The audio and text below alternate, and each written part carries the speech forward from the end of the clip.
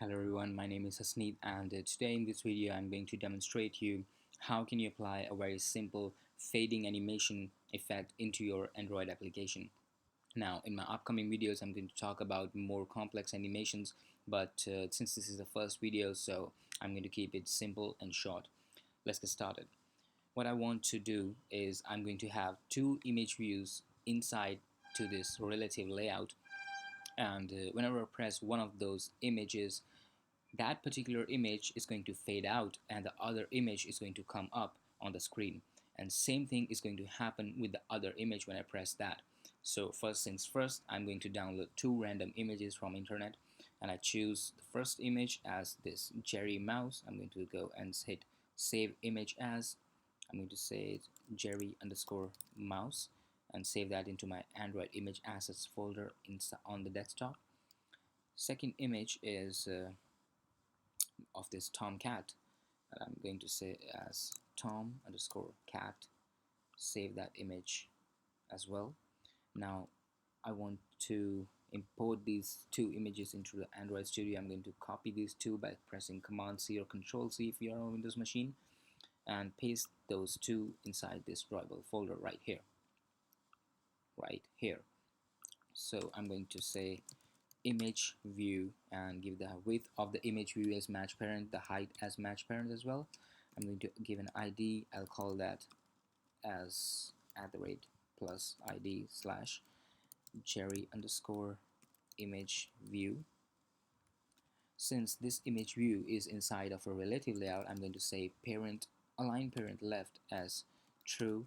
I'm going to say align parent top as true as well, and align parent start as true as well. Also, I'm going to give the source of this image as drawable Jerry mouse. You can see the image is loaded into this image view. Now I'm going to copy this entire code right here and paste it below. I'm going to change the drawables to the tomcat, and I'm going to change the ID to Tom image view. Now initially I'm going to set the alpha value for this Tom to be 0. Now if you are unaware of what this alpha term is, basically alpha is a floating value which varies between 0 and 1. Now it defines that whenever the alpha value is 0, the view is completely transparent, or you can say it is completely invisible, and if the alpha value is 1, then the view is completely visible, and it generally varies between 0 and 1 to give you proper offset. Now we are done with this image view, and we should move on to the main activity, writing the code for fading it and fading out. Now I'm going to get the instances of those two image views. I'm going to call that first one as Jerry image. Say find view by ID r.id dot Jerry image view. Now find view by ID method actually returns a view, but since we know that the view associated with this Jerry underscore image view ID is an image view, so we have to typecast it into an image view. Same thing goes for the Tom image. I'm going to say find view by ID r.id dot Tom image view. Well, actually I have written spellings wrong, so let me fix that up really quickly.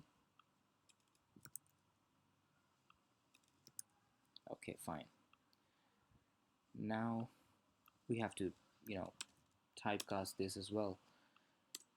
Now what I want is whenever someone is going to press this image, I want something to happen. So for that I'm going to say Jerry image dot set on click listener, new on click listener, and this on click method is going to be called when someone press the Jerry image.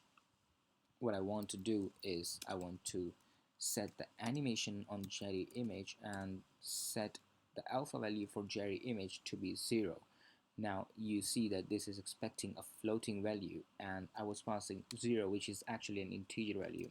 So you must, type f after the zero value, so you can specify that it is actually a floating value. Now set the duration to 2000 milliseconds, which is actually corresponding to 2 seconds. And once I want the Jerry image to be completely invisible, the other thing I want is to make the Tom image visible. You see that initially we had set the Tom image with a 0 alpha value, so it was completely invisible. So I'm going to say animate.alpha 1f and set the duration to 2000 milliseconds as well. Now let's try running this application and see if everything is in place. Well, this is going to take just a little bit of time, so bear with me, guys. Okay, so here we are. The application is completely loaded, and here I press the cherry, and well, yes, it is actually being faded out and Tom is coming up, so things are in place. Now what I want is if someone presses the Tom image, as you can see, when I press this Tom image, nothing is happening here. So I want, when someone is pressing this Tom image, I want Jerry to come up back and Tom to get faded out. Now how do I do it? Set onClick listener to Tom as well with a new onClick listener, and this onClick method would be called this time when you press the Tom image. What I want to say is Tom image animate and set the alpha value to 0 and set the duration to 2000. Similarly, I'm going to say Jerry image dot animate, set the alpha value to 1f and set the duration to 2000.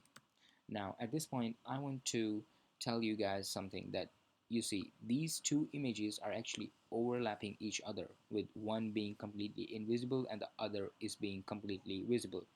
What could happen here is while pressing this particular image, there is a chance that you may by mistake press this image as well.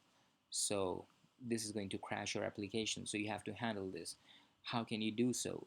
When I fade that Jerry image off, I have to say set clickable false on that, and when I load the Tom image up, and I have to say that set clickable to true here. Similar things are going to happen here.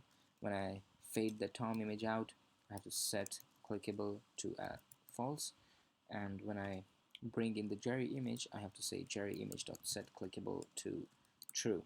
And now let's see if our application still runs and doesn't crash if we press both of the images one by one.